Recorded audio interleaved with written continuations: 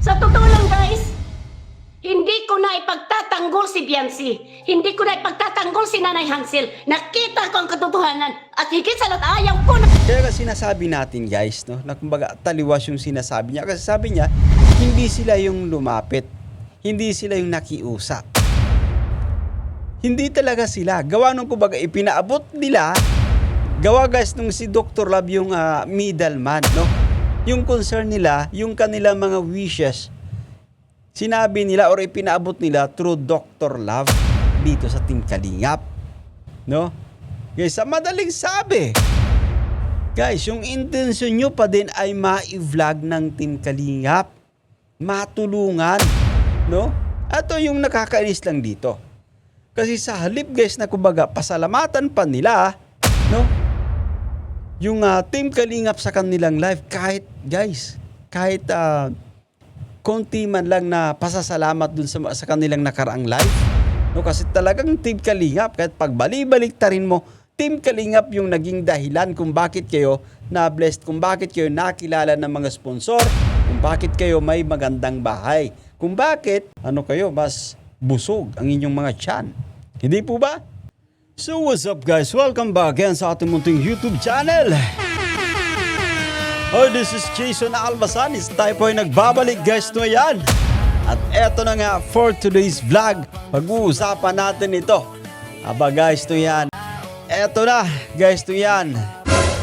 Si Madam MC, Madam Marilyn Chang guys no yan. Eto na, hindi na susuportahan, no?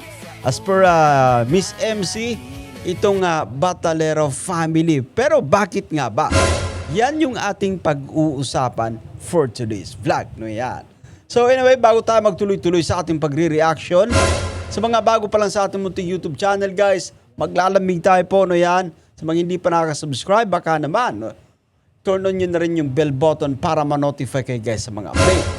So eto na nga, samahan nyo manood, mag-react and feel free guys na mag-iwan po ng inyong mga komento. Here we go. So yun na nga guys, yun, matatandaan natin na kumbaga talagang hindi natin nagustuhan yung pagtugon ni Nanay Hansel. Guys, yan kasi merong isang viewer na nag-comment dito sa live stream ni VNB. Ito yung kanyang unang live na kumbaga meron siyang appearance, no? Para mas solido yung ating panunood, para mas detalyado, panuorin natin guys. I-play natin yung video clip na to. Ngayon nyo lang nasabi yan na aanhin pa ang karangyaan. Ayun. Nasa tabing dagat pa kayo. Gusto nyo nang maranasang guminhawa. Ay, Okay. syempre naman, sino man po ang ayaw guminhawa? Eto. Pero kung sa parang gano'n na nga po, babalawrain naman ang pamilya nyo. Syempre, sinong di bibitaw sa ganun? Let's pause for a while guys, no. Anyway, tapos na tayo dito mag-react, no. Bigyan lang tayo muli ng ating opinion guys, no yan, for the second time around, no yan, no. So ito na nga kumbaga guys, sabi niya na binabalahura daw yung kanyang pamilya. Anyway, no. Itong sinasabi natin kung bakit nakakaranas yung kanilang pamilya that time dahil na din sa kanilang kagagawan. Yung kanilang, sila mismo yung naglagay ng kanilang mga sarili na kumbaga para mabash guys, no yan. Hindi po ba, no?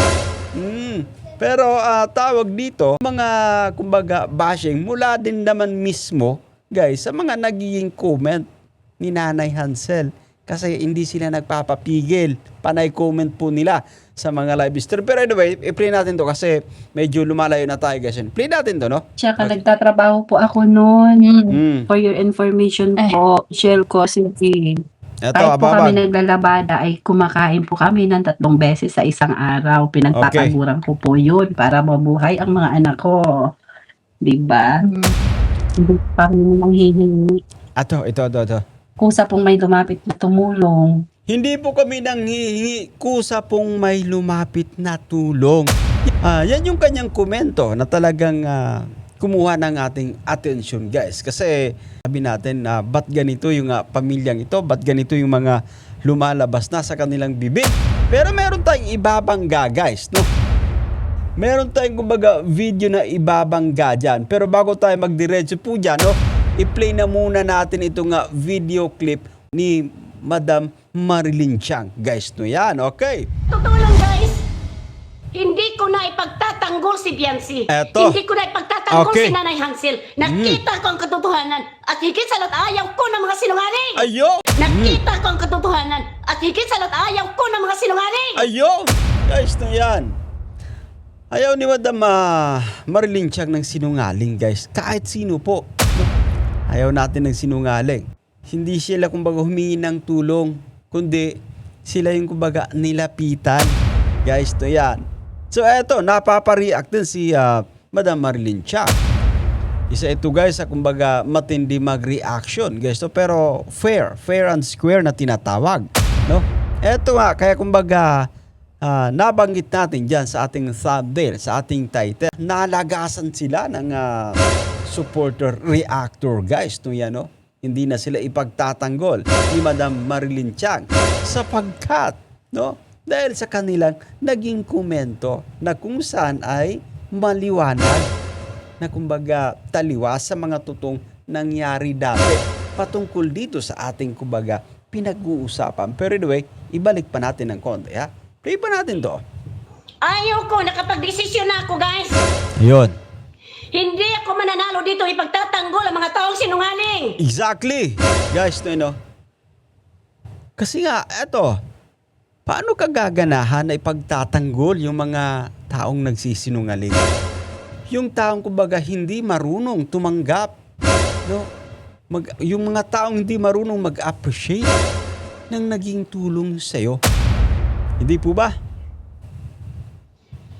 Kaya kino-question ko, hindi kami ang lumapit, di ba? Sabi mo, Ayun. nanay, pinayuhan pa kita na wag ganon ang ganyang statement. Ayun, so pinayuhan pala ni Madam Marilyn Tiang. Pero, sinabi niya pa rin yan, no, doon sa live pa mismo ni VNB ng kanyang anak. I-play pa natin to guys, ayan, yung video ni Miss Marilyn Tiang, ayan. Nung narinig ko ang kabuuan ng video, oo, ikaw hindi ka lumapit sa kalingap, Nanay Hansel.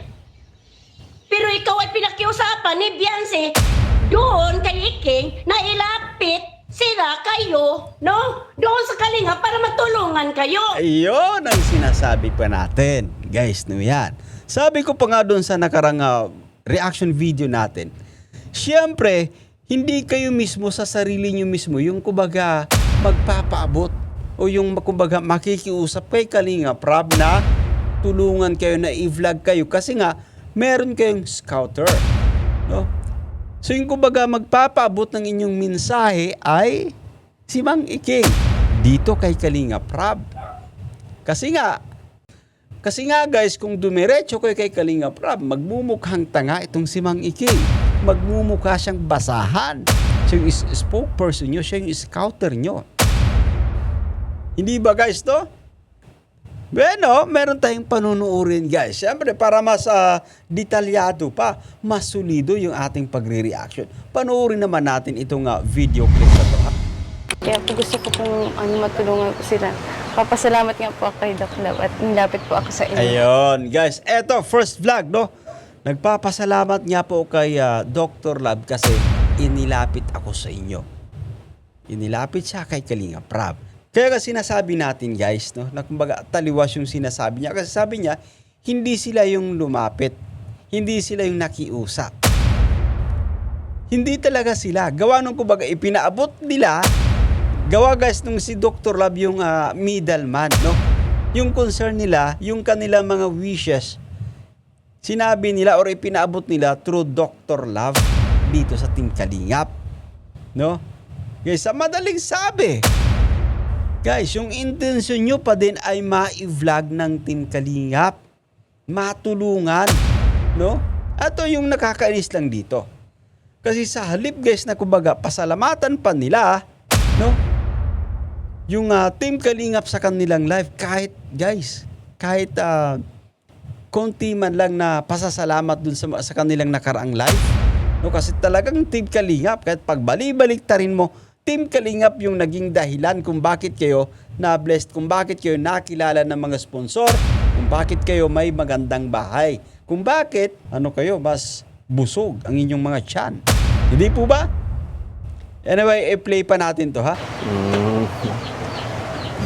Pinagpapasalamat ko sa Diyos na yung darating na Pasko. Eto, episode 5 na tayo guys. Ito yun, episode 5. Ano po, nagpapasalamat po ako kasi po, yung tinupad niya po yung yung hiling ko po na makita niyo po ako. Pumunta pa yung Napuntahan. Yan. Ayun. Napuntahan po ninyo ako. Kita nyo po yan guys. Yung kay Doc Love po. Kita nyo po yan, sobrang linaw. Guys, sobrang linaw. Hiling. Hiling niya siyempre. No? Okay, play pa natin to. Play pa natin. Pinagpapasalamat ko sa Diyos na yung darating na Pasko. Ano po, nagpapasalamat po ako kasi po, yung tinupad niya po yung yung hiling ko po na makita niyo po ako. Pumunta pa yung Napuntahan. Yan. Napuntahan po ninyo ako. Yung kay Doc Love po. Hiniling mo na rin pala yun na mapuntahan namin. Puntahan kita. Okay, no? Eto, maliwanag actually guys, no?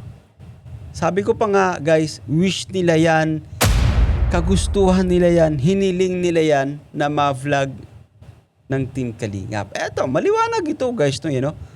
Kaya sinasabi natin, bakit tayo kumbaga masyadong disappointed sa pamilyang ito? Kasi hindi sila marunong mag-appreciate. Kita mo, no? Sasabihin pa nila, hindi naman kami yung lumapit na kumbaga para matulungan. Hindi naman kami nakiusap. Yan ang ano tong kumbaga statement nyo rito. No? Sabi pa nga ni VNB, pasalamat kami kasi inilapit kami ni Dr. Love sa inyo. Doon sa kumbaga first vlog. Ito episode 5 na to. Pasalamat kasi dininig ng Panginoon yung kanilang mga prayers. No, yung kumbaga ma-vlog sila. Inilapit sila ni Mang Iking. So sasabihin nyo, hindi naman kayo nakiusap para tulungan, hindi kayo yung lumapit. Ano ba talaga? Kaya nga bagay na bagay sa inyo yung bansag na ungrateful. No? At sa pagkakataong ito, guys, no, si Miss Marilyn Chang ay eto na, talagang sumurrender na din. Kasi nga kitang-kita natin, guys, kahit sino pa yung ating tanungin, no? Masyadong kumbaga disrespectful yung galawan. They disrespect too much Team Kalingap. Hindi po ba, no? Hindi nila na-appreciate. Alam mo guys, ito kung kumbaga matino-tinong tao ka, no? Sabihin natin na despite of what is happening right now, magpapasalamat ka pa din sa Team Kalingap. Kita mo, na-appreciate pa niya ng todo yung antay. Di po ba? Siguro kung sinabi niya na papasalamat pa rin po kami sa Team Kalingap kahit sa mga nangyayari sa atin, no, ay Team Kalingap pa rin po talaga yung naging daan para kami ay makilala ng mga sponsor. Kasi guys, sobrang kumbaga dami ng nagpalipad actually dito sa live ni VNC. No? Itong first live niya na kumbaga monetize na yung kanyang channel. Talagang umulan ng blessings. Pero guys, no? Ibang-iba yung ibang-iba yung pamilyang ito. Hindi po ba? Kaya nga sinasabi pa natin, ungrateful family. Binansagan talaga. Bagay na bagay naman sa kanila. Dito sa bahaging ito, guys, si Madam Marilyn Chang, kilala natin bilang kumbaga matibay, guys, na tawag dito. Isang matibay, isang matapang na reactor na talagang pulido rin yung mga content, syempre. Doon lamang sa totoong ipinaglalaban. Hindi po ba? Ito, na-realize niya. No? Kasi, kumbaga, nakita niya din, napanood niya yung ginawa ni Nanay Hansel. Yung pag-deny. Sabi pa natin, no? Ulitin ko, sa, kumbaga, mga nangyayari sa pagkakataong to, nandyan na kayo. Kumbaga, may channel na yung, isa ng ganap na vlogger, itong anak mo. No? Pero, sana, pinasalamatan mo pa din yung Team Kalingap. No? Huwag mong sasabihin na hindi naman kayo yung nakiusap para tulungan, hindi kayo yung lumapit. Kasi kahit pagbalik-balik ta rin natin, yung mga statement dito sa vlogs, hindi nagsisinungaling. Kaya nga eto, turned off, dismayado, disappointed sa inyo yung isang Miss Marilyn Tiang din. Tanggol si Biancy. Hindi ko na ipagtatanggol si Nanay Hansel. Nakita ko ang katotohanan at higit sa lahat ayaw ko ng mga sinungaling. Ayun! Ayaw ko, nakapag-desisyon na ako, guys. Hindi ako mananalo dito ipagtatanggol ang mga Yun. taong sinungaling. Tama! Paano ka gaganahan pati na ipagtanggol yung mga taong kumbaga sinungaling? Yung mga taong hindi marunong mag-appreciate ng tulong. Di po ba? Anyway, hats off, no? Saludo tayo dito kay Madam MC. Kaya kinu-question ko, hindi kami ang lumapit, di ba? Sabi mo, nanay, pinayuhan pa kita na wag ganon ang ganyang statement. Ayun. Guys, you know, yung pagkakasabi actually ni Nanay Hansel, oo, hindi kayo yung lumapit kasi yung lumapit ay si Doc Lat. Yung anak mo, kumbaga, tuloy-tuloy yung komunikasyon kay Doc Lat din. No? Na kung pwede, matulungan. Na kung pwede, i-vlog. So sa pagkakataong ito, idinidinay mo na hindi kayo nakiusap, hindi kayo lumapit. Hindi kayo yung kumbaga nakiusap para tulungan. Guys, ganito ba talaga yung pamilyang to? No? Hindi marunong mag-appreciate. Nagtitigas-tigasan kasi nakaka-receive ng maraming blessings. Grabe po. Anyway, hindi natin masisisi sa muli si Miss Marilyn Tiang. No? Paano pa ito kumbaga susuportahan yung mga taong ito na kumbaga sinungaling talaga. Hindi marunong mag-appreciate guys ng kumbaga tulong. Sabi ko pa nga alam mo, kung dito sa live nila, nagpasalamat sila sa Team Kalingap, especially din doon sa kumbaga bumahan ng guys sa bumahan ng blessings ng mga palipan. Pasalamat pa din sa Team Kalingap kasi yung Team Kalingap yung talagang nagbukas ng daan para sa pagpapala, para kayo ay makilala. Hindi po ba? Well, anyway, that's it for today. Maraming salamat dito sa video clip po, no? Madam Marilyn Tiang. Guys, support natin Miss MC, no? At nakigamit na po muna ko ng video clip mula sa iyo, no? Madam MC. Sa muli po ako po si Jason Albasan. Kung nagustuhan nyo guys yung ating pagre-reaction for today's vlog, no? Yan, baka naman pwede tayong maglambing, mag-like, mag-share, mag-comment. I-turn on nyo na rin yung bell button para ma-notify kayo guys sa mga update. But for now, see you guys.